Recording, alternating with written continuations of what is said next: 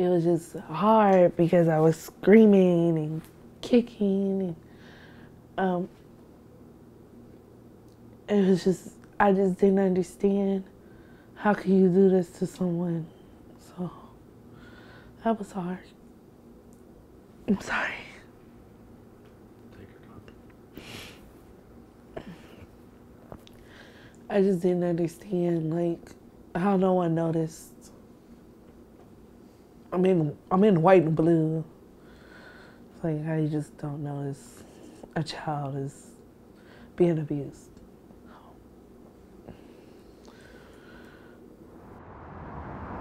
Man, this is like, I don't know, this is like the last time where I walked. Like, this is like the last time like I was up on my feet without this wheelchair, and this is crazy. Like, this is where I was gunned down at. This is where I almost lost my life. It's crazy.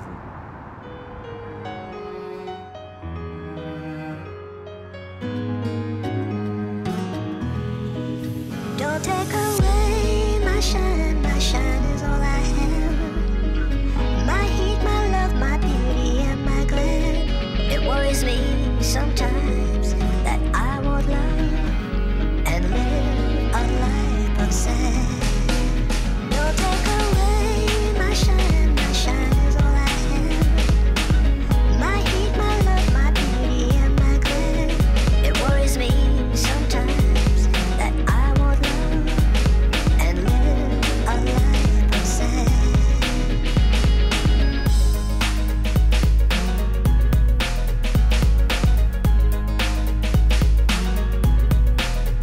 My name is Marquita Parker. I am 23 and I'm from Oakland, California. My name's Arthur Renowitzki. I'm 24 years old. I live in San Lorenzo, California. My name is Brianna Williams. I'm 22 and I'm originally from Berkeley, but I've lived all over the Bay.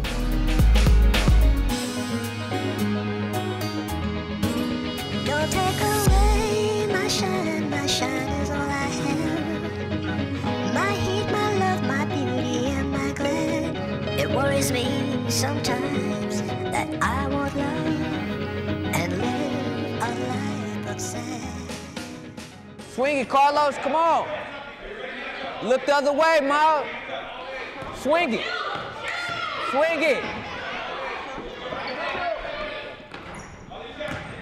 Get back, get back, get back, get back, Carlos. Carlos, over here. Go ahead. Hands up. There you go, Carlos. Pick it up. Pick it up.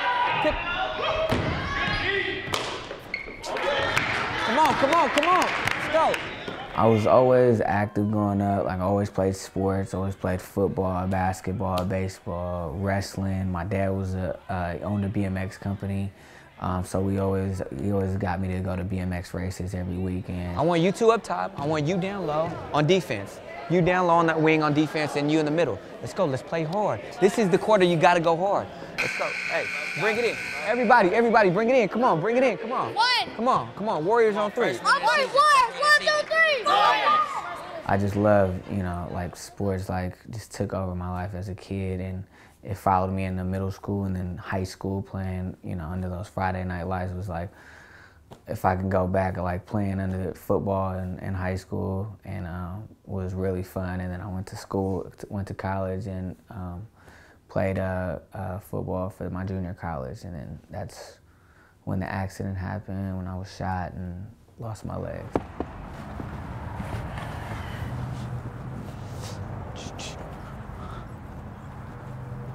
Getting a haircut.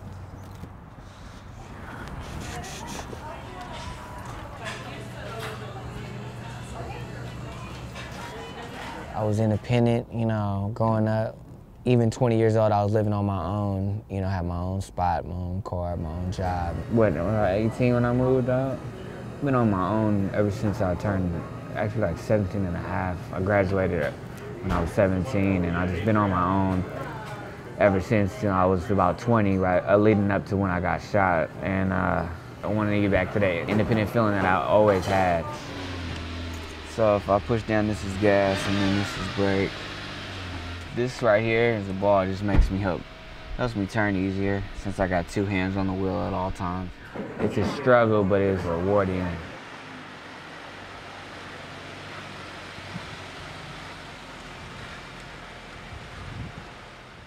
My family life growing up was hard. Just dealing with the trauma that I dealt with and keeping it as a secret is just like, you know, it was hard, but we did have good times. Our bunk beds was right here, and then one dresser was here, and one dresser was there. This is actually one of the dressers from my childhood. Actually, this is my dresser from my childhood because there's my name. So I always wrote I was here somewhere in the room, so they can know, just in case we moved out. They know Marquita was here. Some of the good childhood memories I have was singing with friends and like playing with my Barbie dolls and my baby dolls and just making up games. Like we made up this game called Sahaki, and it was soccer and hockey mixed together, and I created that. And it was fun for like 3 days. We used to ride bikes and all the time when I was younger, except, and then when my friends and stuff transitioned to roller skates, I was still on my bike because I don't know how to roller skate. So I was the one that was like, put the rope at the end of the bike and I could pull you while I ride. My family life, it was okay. From the outside looking in, it looked great, but inside these walls, like, they have a lot of history to tell. Sometimes it's hard for me to come back in the kitchen because I do have flashbacks. Like I can be walking in and I'll just get a flashback really quickly. And I will leave the kitchen or I'll hurry up and get in here. But I make sure no one else is around so nobody won't sneak up on me.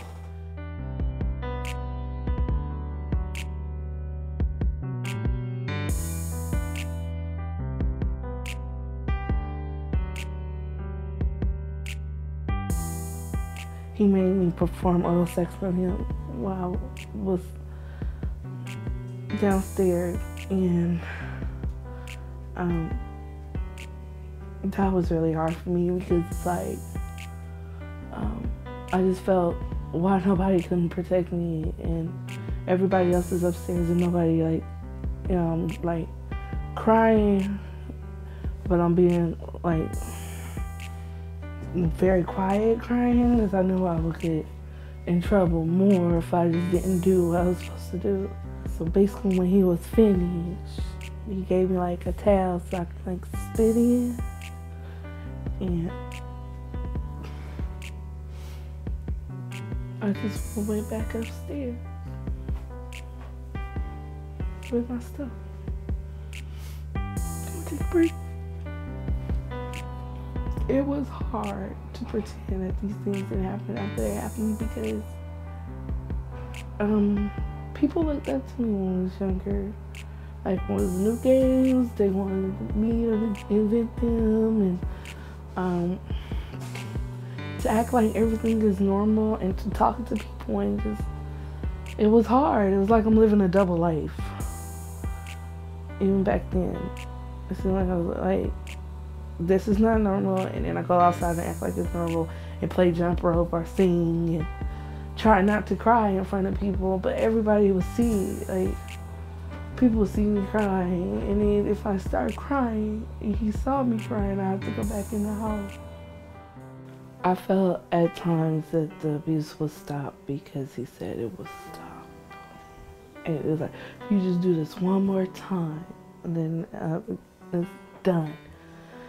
But it was always one more time and one more time.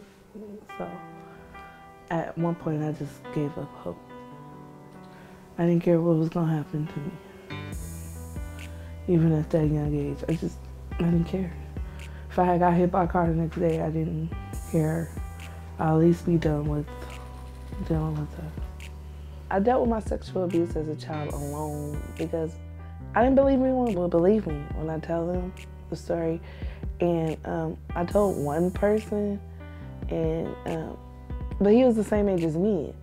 So it was like, no one was gonna believe us over an adult. So I just decided to be alone.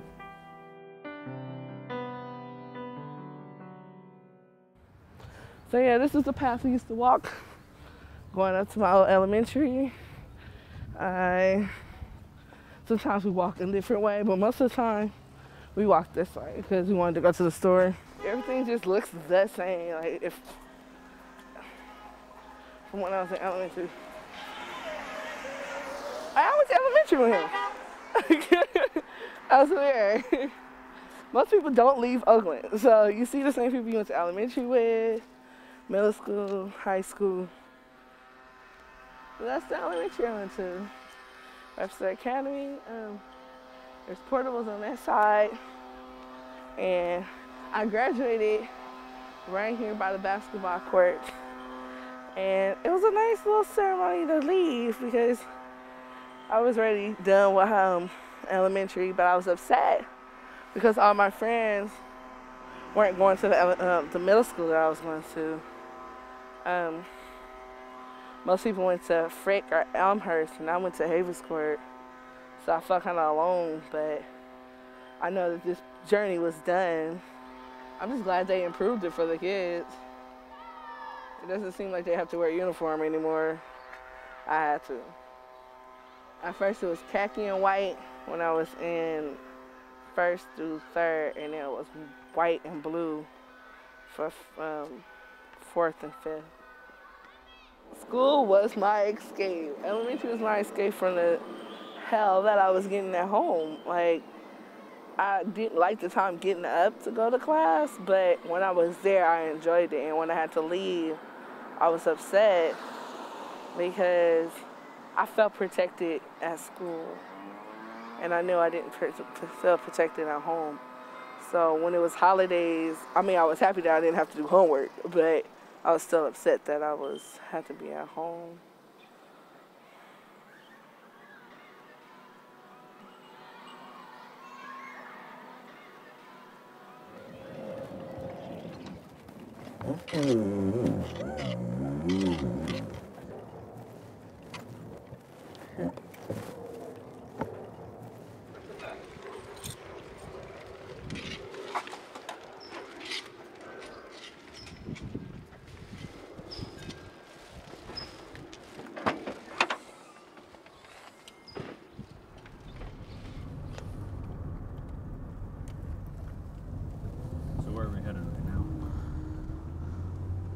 We're on our way to San Francisco, right behind City Nights.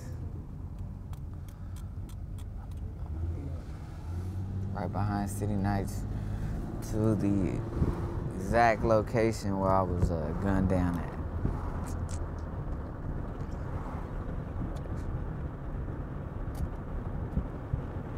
How often do you go back there? Never. My life really turned when I was 20 years old. I was at a nightclub in San Francisco called City Nights, 18 and over nightclub. Just having a good time out with some of my friends I went to school with, just enjoying a Friday night. It was sprinkling, starting to rain, so I just went to go get the car.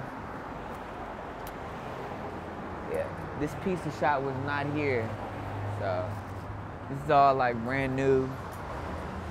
I actually cut through this parking lot where all these cars are. This is a parking lot for the nightclub too. I think somewhere around this time, there were guys plotting on robbing people coming out of the nightclub, and I was by myself, so they saw me.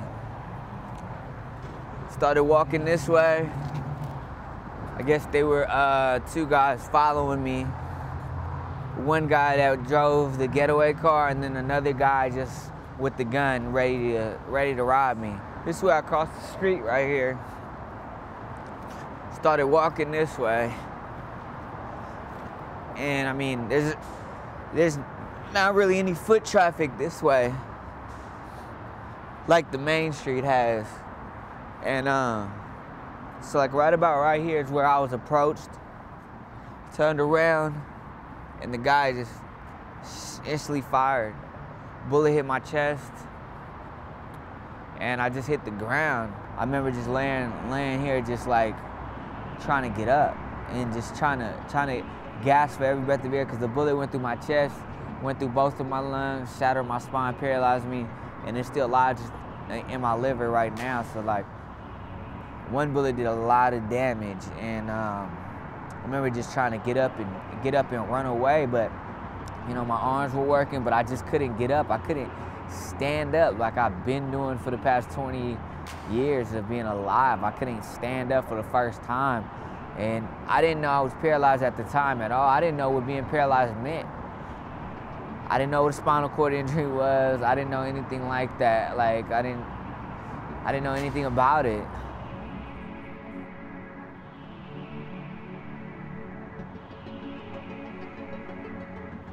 When I woke up, it was December 23rd, 2007. I remember waking up and just seeing Christmas ornaments and small Christmas tree next to my bed and balloons, and you know, it was December 1st when I got shot, and I just was just wondering, like, where did all this time go by? Like, what, you know, these weeks, it's now Christmas time. It's now tomorrow's gonna be Christmas Eve, and I knew I was shot, and I survived that, but I didn't know the end consequence. And I remember trying to get up out of the hospital bed and move my legs, but it wasn't happening. I remember trying to move, you know, my foot, just move my foot, even move my toes. It wasn't happening. So it really hit me at that time where, you know, wow, I really am paralyzed. After he got shot and I realized that he probably wouldn't walk again, I was devastated. You know, I just didn't know how he was going to take it. You know, I mean, the worst thing is having to tell my son to see what his reaction would be and to see how he'd go about his everyday life. You know, you have nurses and you have doctors and family and friends that are there for you, that are supporting you and keeping you up, but it's just like there's only so many days you can go without walking when you've been walking and playing sports and basketball and football and just your whole life, where it comes down on you. And that's when depression really started to set in. Come here, love. Come here, love. When the incident first happened, all he wanted to do is stay in his room, didn't want to go out, didn't want to eat that much. It felt like he didn't even want to live at the time. I locked myself in my room. I put tinfoil on my window so that I couldn't see the light of day. My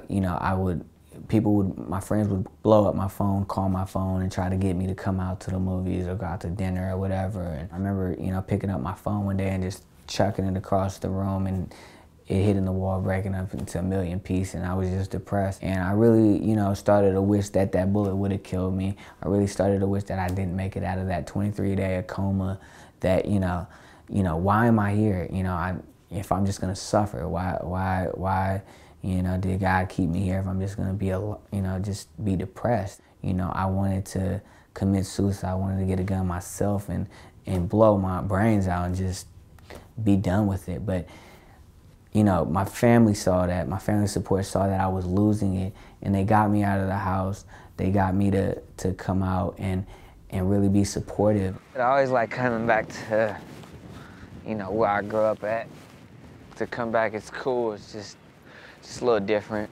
It brings back a lot of good memories. It's not too hard, but sometimes you always, you know, have that in the back of your mind that, you know, I used to, you know, run all over this place when I was a kid, so. But, you know, me being 24 now, it's like, I understand, you know, what happened to me, and just gotta, you know, enjoy life no matter what. And it's a beautiful day today. And just being back to where, you know, like I said, where I grew up at, it's a beautiful thing. They remodeled this whole place. Like I said, the next step was just me giving up on life, period. That was a low point in my life. I needed that stage to hit rock bottom. And I actually have like pieces of my tinfoil. I took most of it down, but I have pieces that have Scotch tape on them. And that's just a constant reminder that I don't ever want to get to that low point in my life ever again. I got to try to stay as positive as possible at all times and really have patience with, you know, how I am now.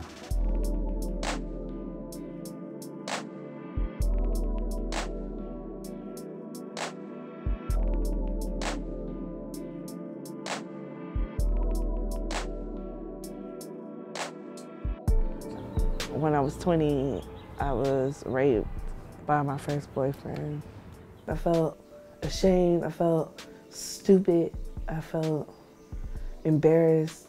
I felt like I was watching my world go down the drain. Like, I just didn't feel important. I felt ugly. I just felt that no one would treat me with respect ever.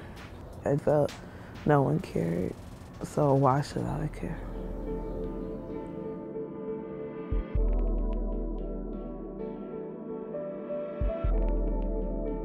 My mom came and she brought me back here, and that caused more drama because I just didn't want to be here. Like, I just felt if the things didn't happen to me when I was a child, it wouldn't happen to me as an adult. Even though I know nothing's gonna happen within these walls, but just the trauma that I had before, it doesn't make me feel safe. Mom was trying to make me wear something different today, and I was like I'm in this hype right now, wearing white t-shirts and blue jeans and Nikes. So, yeah, like back in 03, you know, back in 03. I haven't dealt with abuse at Mari's house. I feel safe with Mari's. I never thought that was gonna happen with the African-American male, that I would feel safe around them completely. Those are Air Force Ones that I'm wearing, the purple and white one, certified.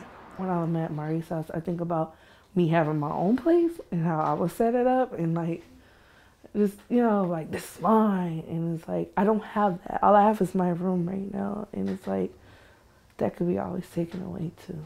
I pick them because of their outfits. That's all I do. And that's all I'm gonna do. I pick because of their outfits. I don't know where my weapons are, but I don't care.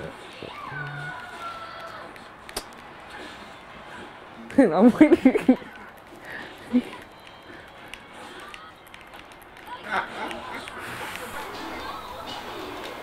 Hello? You downstairs? Are you downstairs? Okay. But don't try to cheat while I'm alone.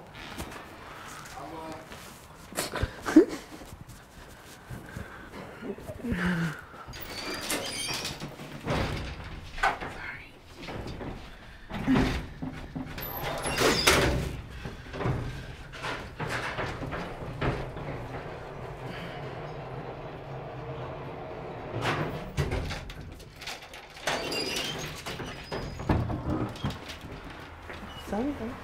Oh, cool. I used to be like that. Now I got a key. Moving up. All right. Safe? Yeah, it's safe. Don't get it. Don't get it. Fine. How are you doing? I'm okay. How are you? Ooh.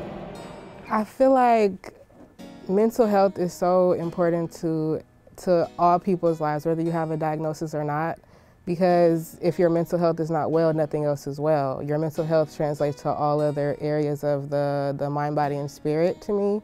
So I feel like whether you have a diagnosis or not, your mental health is very important to your overall well-being. It's so pretty though. Imagine if you feel like right there, I would die. I would be. You wouldn't even stand up though. You would. I would just die. Like I can't. Somebody help me, pick me up. That is just ew. You're alright. You seen it? You see that? They jumping on each other. We shouldn't be laughing at their starvation. I'm starving and hungry. Oh, I didn't know they make all them sounds. Oh, like this one because it's making noise and it's bobbing his head. See, it's like little stuff you can do and it still bring memories without spending money. Because all the trauma that I've been through, I hold on to good memories. It helps me get past my days. I like stuff like this.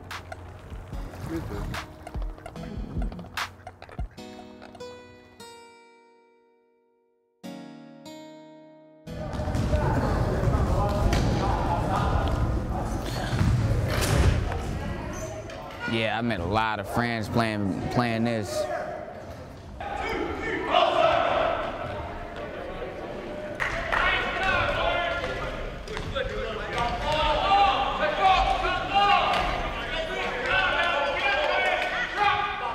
Before, I I did wheelchair basketball. That's when I was depressed, and you know, like I said, me being athletic all my life and playing sports all my life, to be able to play sports in a wheelchair and be part of a team again was big in my recovery to get over, you know, being depressed and get over this injury. So it is a big, big thing in my life to play wheelchair basketball and be part of a team again. It helps me know that I'm not alone in this, you know, and I'm out there fighting just like these guys are. Good job, Mike. You know, me getting out there and playing with these guys, it's like, that's all I think about is playing basketball. I don't think about, you know, playing, you know, getting depressed about not being able to walk or, you know, play the other basketball, because I'm playing wheelchair basketball and it's just as fun. You know, it's just as fun and competitive and a lot of team spirit, which I really enjoy. I always tell people, and I tell them every time I speak, and you know, and it's something that always stuck with me, that a personal. Oh, see, you got guys falling over, but I always tell them, you know, you can do whatever you want in a wheelchair, just a little bit different, and that's always stuck with me ever since the first time I heard that from somebody. So.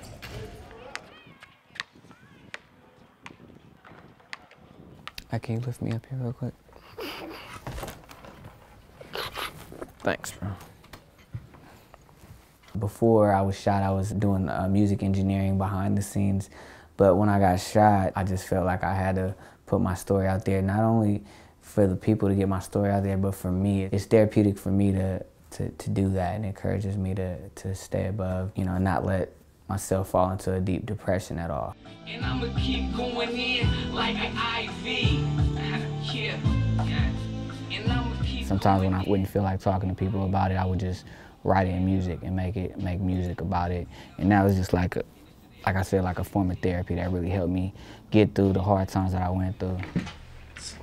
Man, the streets ain't playing, the case keeps spraying, the mothers keep praying, the wars keep killing, and the haters keep watching, but the music stay popping, so I'm going in every time that I rap, and I rap it for my people, put my city on the map. It's track after track, and demo after demo. I'm on my way up in the game, get the memo, get a chance to know me before I really blow, cause the drive that I have will soon let the world know that no matter what you go through, yeah, you can still blow too.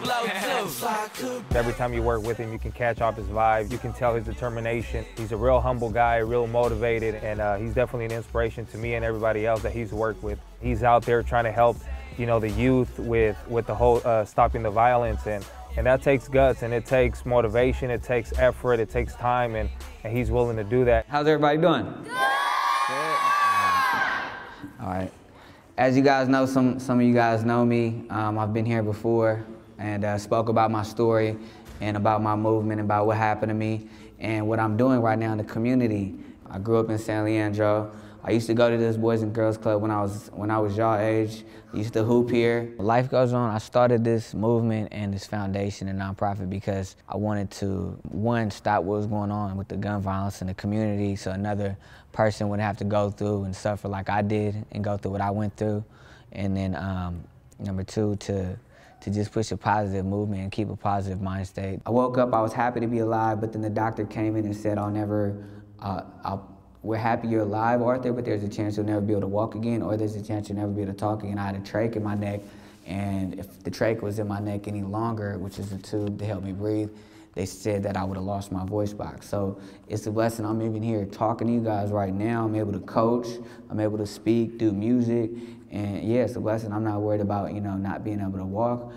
You know, it's in the back of my head sometimes, but I'm not worried about that. I have to live life to the fullest, and life goes on, you know, so exactly. So life goes on, and no matter what you guys go through, you guys have to stay strong, stay positive, and hang with the right people and do the right things to be successful in this life. Motivational speaking is great because, like I said, like I always tell people, like not only am I helping others, but it helps me as well to, you know that I'm helping kids. You know, when, you know, a girl in the audience tells me that I inspire her to live better and not to get in any fights, and, you know, to be positive like that, that makes me feel good that I'm doing the right thing. I'm doing you know, a good job. And if I could just save one life or save one, you know, young man from being paralyzed like me, then all this is worth it, because, you know, what I went through and what I'm still going through it's a tough situation. It's really hard. How'd I feel when I was in the ambulance? Good question.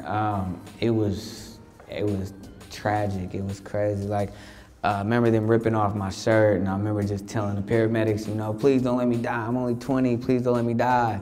You know, and they were just telling me, Arthur, you're gonna be okay, you're gonna be okay, we got you. So, like I said, the paramedics are like, they saved my life, they kept me calm, and they're great people. Okay, all right, guys. Can I give you a hug? Yeah, you can give me a hug. Oh. Who was with you when you were in the hospital? All my family and friends. My brother right here was there with me. Yeah. Were you a singer before you got shot? No. All right, Andrew. Nice bracelet. You know, me going out there and speaking out against this, like, about what happened to me, and you know, like I said, hearing youth like saying like I inspire them, and you know, to not fight or to be positive, like that inspires me to keep going. That motivates me to keep on going and not give up and not go back to where that dark place I was, you know, once was. And it just keeps me going and gives me a feeling where I could just, when I go to bed at night, I feel good about what I'm doing and feel good about myself and feel good about my movement. So definitely helps me a lot.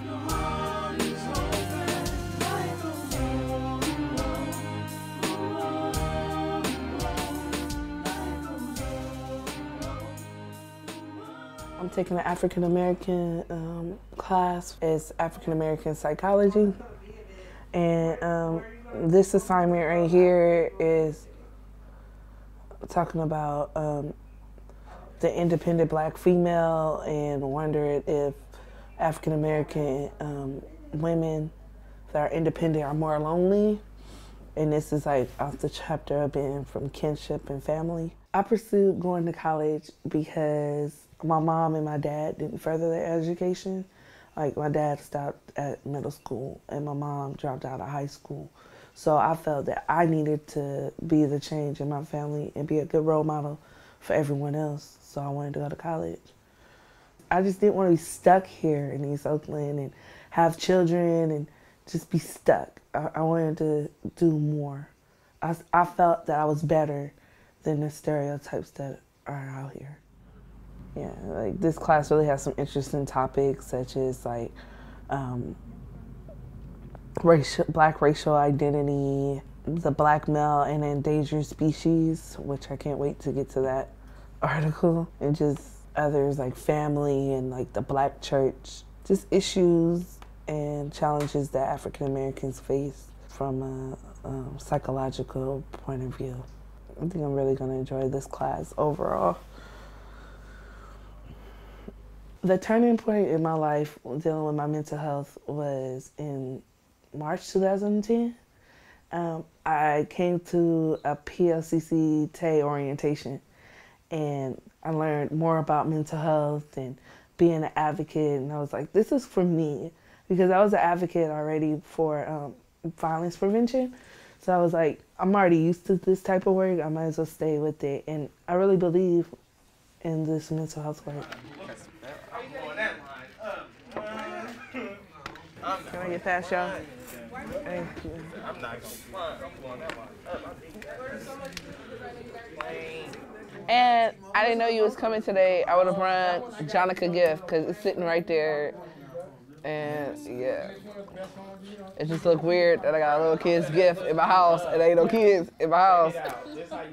The TAI stands for Transition Age Youth Initiative, and it is a new program in Alameda County. We're almost a year old, and we basically focus on developing and delivering services for transition age youth and have a really, really vital role and impact on what these services look like, because nobody knows, you know, how the life of a TAY is unless you are a TAY. All right, you guys, we're gonna go ahead and get started. First, let me thank our guests for coming. I hope you guys will continue to come to our groups and get with the full swing of the TAI. So this is the peer support group, and our main focus here is open and honest communication, supporting each other, being there for each other, all of that beautiful stuff. Doing TI work is actually fun because I'm around people around my age having conversations about relationships and love and just talking about anything we need to talk about with the peers. So that part is fun. I just want you all to write down a few thoughts around, you can just grab one and pass it around, what spirituality means to you. Some of the issues that Tay face in my community are finding employment, seeking higher education. The resources don't always trickle down, so it's hard to even know how can I go to college, what are my options. Finding permanent housing, single parenting is a huge issue. Being accepted and not being judged by society, trying to find your way. Some of us are homeless. You know, a lot of us have issues with our parents because of our lifestyle choices, because we're in this transitioning age, you're trying different stuff. You're trying to explore life and, find your place. So there's so many issues that Tay are facing today. Your spirituality is you, your inner you, you know what I'm saying? And whatever you accept and put in you, that's who you gonna be. If it can keep you humble, it can keep you sane, you can stay motivated, you inspired by that to do better. It don't matter if you're Muslim, you believe in Hindu, whatever your belief might be, as long as it keep you focused and as long as it keep you going to where you want to go to in a positive direction, yeah. My involvement with the TI helped my recovery a lot. Like, I would never thought the things that I've done with the TI I would ever do. Like, just creating a psychoeducational board game, that's something we done. And it's like, hey, I helped create that. So it's just like, just being around other people that's dealing with mental health challenges and actually calling them my friends instead of just someone I work with or an associate. They're like really friends, so that helps a lot with my recovery. I kind of feel like spirituality just gives people the option to pick and choose from what religions and, pick and choose things that works for them. And then, that's how they live their lives, as opposed to being religious and only doing something or denying yourself something because the religion, the doctrine tells you so, but not because it's something that you feel is right or you feel is wrong. So I'm more of a spiritual person. I tried religion, it didn't work. Like, everything was more like, I'm right, you're wrong, like you said. So it's like, I couldn't feel that. My voice is very important to advocate for mental health because I've been discriminated against for my own mental health. And I just don't like being discriminated against. I don't like being judged. So I felt it's my voice that needs to be heard. And my voice was taken away from me when I was younger. And even as an adult, it was taken away from me. So I feel like now I have the power and I can use my voice to do good. Come here. Come here. Come here. They're gonna, I don't know, they're gonna get the Honda too. Me going through this didn't only affect me, it affected my whole family, my whole circle of friends and family. It was hard on my brothers, hard on my mom, hard on my father, hard on my cousins that are close to me, that are there day to day. Gotta get a shirt. Just got a custom one. It says Love Buff. It was not only hard for him, but it was hard for all of us as well. To be honest, he recovered faster than all of us did. We're going to Time to Shine Entertainment Studios right now, Hayward.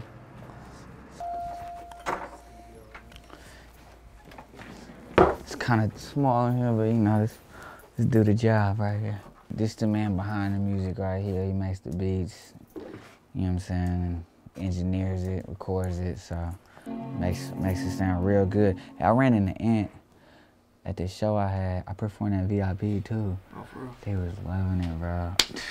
I don't wait for you to bring that up. Bruh. You got some good feedback. I just needed to perform it.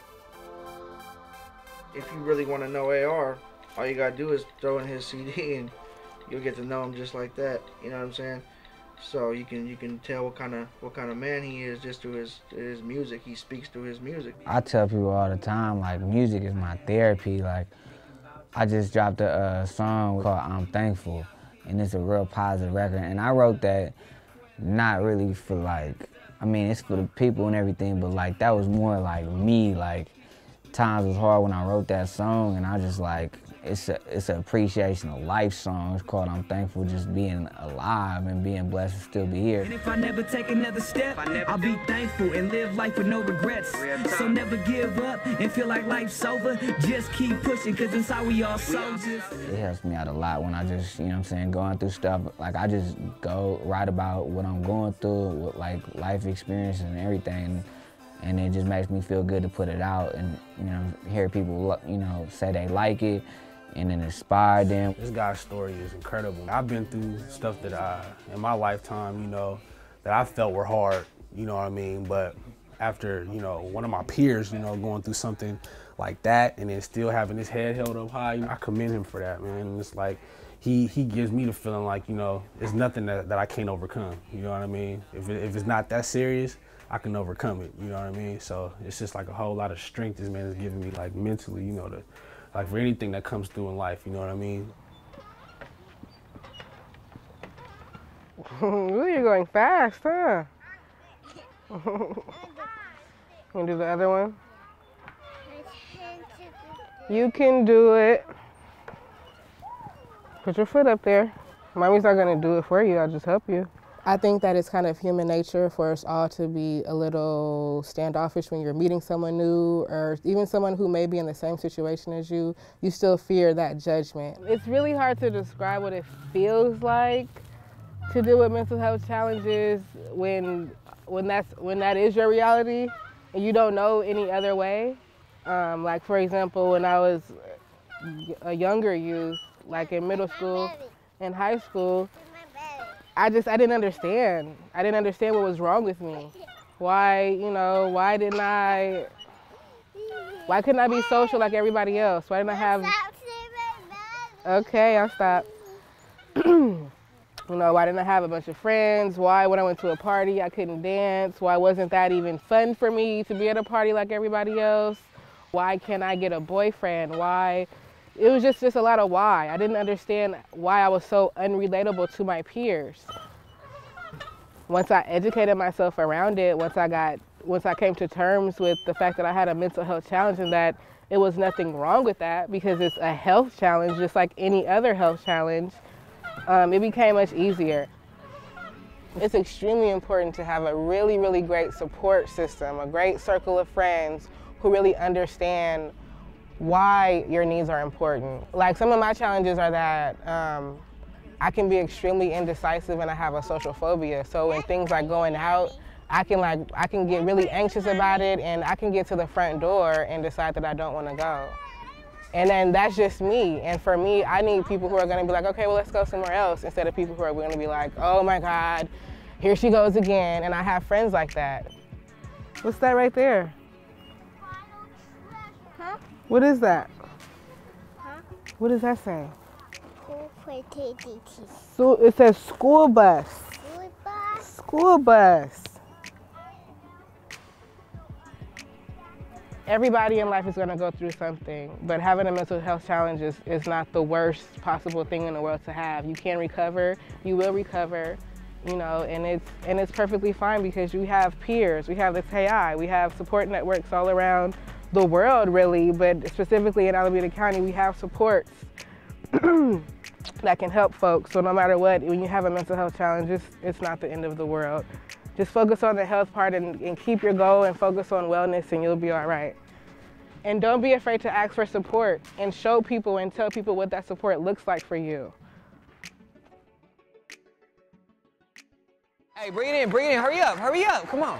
Hey, don't worry about it. Hey, listen, it's all good. Hey, we're going through some tough times, we're not winning no games, it's okay, it's not the end of the world. Come on, we just gotta work harder as a team, as a unit, as a group, all right? So we'll come back to practice on Tuesday and work hard. Don't let this get you down because you guys played hard. We almost had it. If I'm depressed, then I'm not going to be able to motivate these young kids out there who, need inspiration. Good game, man. Good game, dog. Good game, Joe. Good game, big. Good game, coach. When I was thinking negative, my life is over. I'm in a wheelchair. Then I was living negative. I was just in a house, in my room, locked in my room with tinfoil on my windows, didn't want to do anything. Once I started thinking positive, started thinking about the things that I can do, then, you know, it was over from then. I started doing, you know, the things that I'm doing now and, you know, living good and feeling good about myself and who I am and accepting what happened to me. Sometimes it was just hard to hide bruises, but I did it.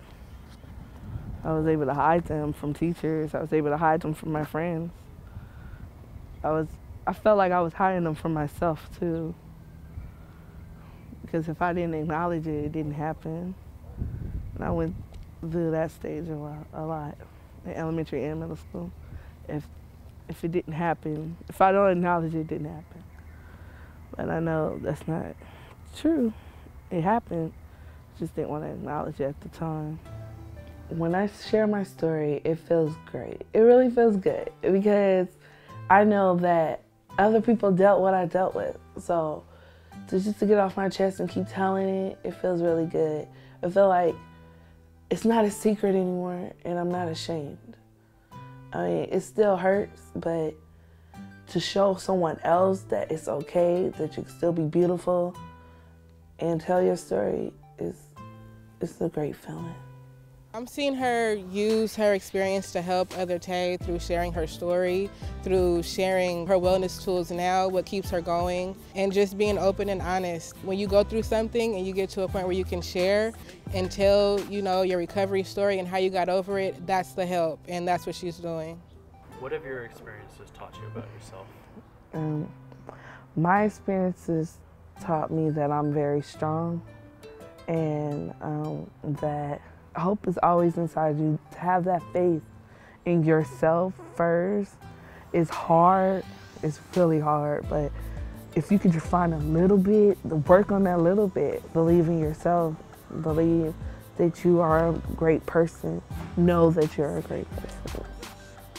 Know that someone do love you and someone believes in you, even if you don't feel like it. Believe in yourself is the most important thing I would say. And I'ma stack some straight to the ceiling. It ain't all about money, but I love the feeling. And I'm always chilling with some good friends. We have some good times, cause we some good men. I'm trying to make it to the top, trying to take my shine. But look, I won't stop trying to say I can't rap, but what the f are you doing? I'm out here winning while you out here losing. Yeah. Damn, that's a shame, come peep my game. Been through some BS, but I still made a name. Still doing my thing, turn tragedy to triumph. Boy, you better sign up, all the kids line up just to get an autograph. And to my haters, I just laugh, cause y'all just some comedy. And honestly, I'm just trying to get that green like broccoli. On my grind 24/7, yeah, constantly. I'm so authentic, keep it real, y'all some wannabes. I'm coming up fast, cause since birth, I'm a prodigy. #1 nominee, always move solidly. With my LGO team, I call that my colony. Flow so sick, man, I think I need a pharmacy. My #1 policy is acknowledge me. Spitting that raw is my prophecy. And when you in these streets, man, you better move cautiously. Cause any second you could be put on white tee. So you better do the right thing like Spike Lee. And I'ma keep going in like an IV. Yeah. And I'ma keep going in like an IV.